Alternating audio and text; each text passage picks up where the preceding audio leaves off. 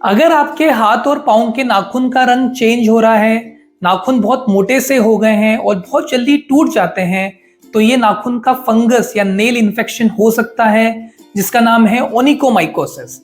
नमस्कार, मेरा नाम है डॉक्टर सुनील कुमार राणा और आज मेरा विषय है ओनिकोमाइकोसिस।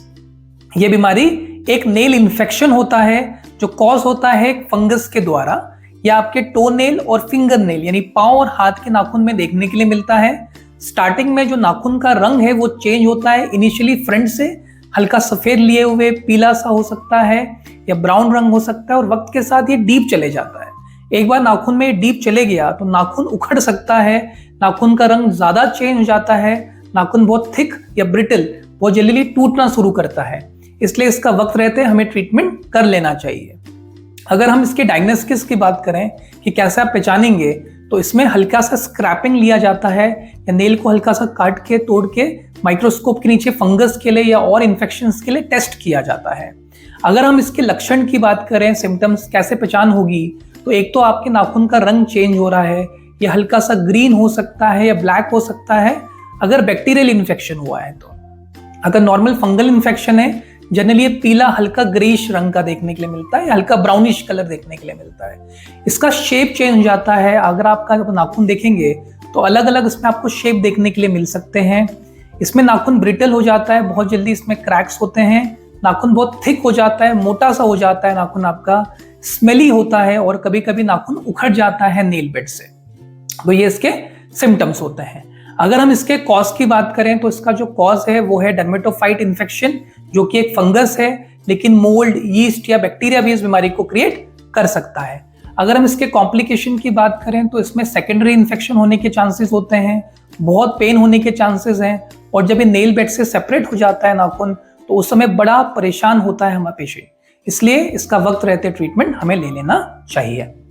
अगर हम रिस्क फैक्टर्स की बात करें कि कॉमनली किसको हो जाएगा, तो जो बहुत स्वेटी होते हैं, जिनको हाथ पांव पे बहुत पसीना आता है, बहुत जूते वगैरह पहन के रखना पड़ता है, फार्मर्स हैं, घर की महिलाएं होती हैं, या कोई ऐसा प्रोफेशन है जिनमें पानी का बड़ा यूज होता है, जैसे शेफ हैं, फार्मर्स हैं, उनमें बीमारी ज़्यादा देखने के लिए मिलती है।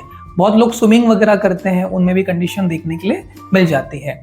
जिनको टीनिया पीडिस हुआ है, एथलीट फुट जिसको हम बोलते हैं, फंगल इन्फेक्शन पाँव का रहता है, वो भी एक कॉमन हो जाएगा केस। बाकी सोरियासिस, लाइकेन प्लैनस नामक बीमारियां, या अगर आपको नेल में कोई इंजरी हुई है, या अगर आपको डायबिटीज है, तो उस कंडीशन में बीमारी आपको देखने के लिए मिल जाती है। अगर हम इसके ट्रीटमेंट की बात करें तो ट्रीटमेंट इसका बहुत सरल है।